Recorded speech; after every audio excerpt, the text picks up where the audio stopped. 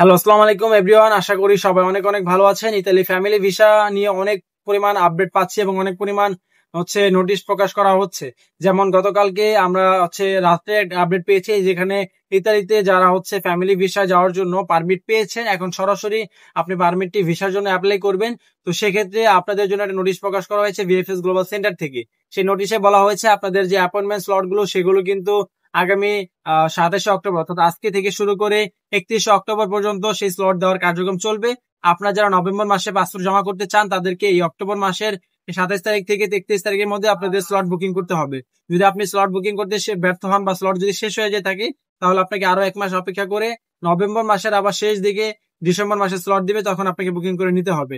আর আপনার নলস্তার মেয়াদ যদি বা পারমিটের মেয়াদ যদি শেষের দিকে থাকে অর্থাৎ 30 দিনে কম থাকে, সেক্ষেত্রে আপনি সরাসরি পারমিট স্লট ছাড়াই সরাসরি পাসপোর্ট জমা করতে পারবেন। 2 নভেম্বর এবং 30 নভেম্বর অ্যাপয়েন্টমেন্ট ছাড়াই বা বুকিং ছাড়াই আপনার সরাসরি পাসপোর্ট জমা করতে পারবেন ইতালি ভিএফএস গ্লোবাল সেন্টারে। তো এই ছিল মূলত ইতালি দূতাবাস বা ভিএফএস গ্লোবাল থেকে নোটিশ প্রকাশ করা। আর আরেকটি আপডেট রয়েছে বা বিজ্ঞপ্তি রয়েছে, সেটা হচ্ছে আপনারা জেনে থাকবেন যে ইতালি প্রধানমন্ত্রী জর্জিয়া মেলোনি কিন্তু একটি অধ্যাদেশ জারির মাধ্যমে ইতালিতে যে ফ্যামিলি ভিসা যারা পরিবার আনতে আগ্রহী তাদের যে ভোগান্তি হচ্ছিল সেই ভোগান্তি কিন্তু নিরসন করে দিয়েছেন। আমরা ফ্যামিলি আনার জন্য ইতালি থেকে আবেদন করি এবং সেই আবেদন মাসের পর মাস বছরের পর বছর পেন্ডিং এ থাকে। 1 বছর 2 বছর পার হয়ে যায়, তারপরেও কিন্তু কোনো সুরাহা আসে না, কোনো পারমিট ইস্যু হয় না।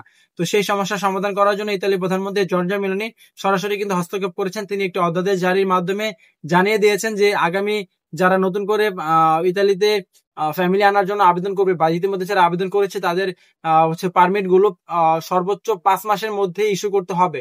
অর্থাৎ যারা ফ্যামিলি আনার জন্য আবেদন করবেন তাদের 5 মাসের মধ্যে আপনাদের পারমিট গুলো ইস্যু করে দেওয়া হবে।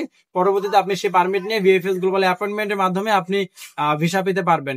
যারা ফ্যামিলি ভিসা অনেকদিন যাবত ফ্যামিলি ভিসা যারা পরিবার আনতে চায় তাদের এই অভিযোগটা ছিল যে ইতালিতে ফ্যামিলি আনার জন্য আবেদন করলে বছরের পর বছর পার হয়ে যায়। তো সেই সমস্যারই সমাধান নিয়ে আসলো ইতালির প্রধানমন্ত্রী। এবং যারা অভিযোগ করতেছিলেন ভাই নুলস্তার মেয়াদ শেষ হয়ে যাচ্ছে কিন্তু অ্যাপয়েন্টমেন্ট পাচ্ছে না, সেই সমস্যার সমাধান নিয়ে এসেছে ইতালি ভিএফএস গ্লোবাল। তো আশা করি এই আপডেট গুলো আপনাদের ফ্যামিলি ভিসার জন্য খুবই কার্যকরী হবে। তো আলহামদুলিল্লাহ ফ্যামিলি ভিসার জন্য অনেক পরিমাণ কাজ করতেছে বর্তমানে। তবে জব ভিসার জন্য আশা করি আরো দ্রুত কাজ করবে এবং জব ভিসার জন্য ভালো কিছু আপডেট তারা দিবে বলে আমরা আশাবাদী।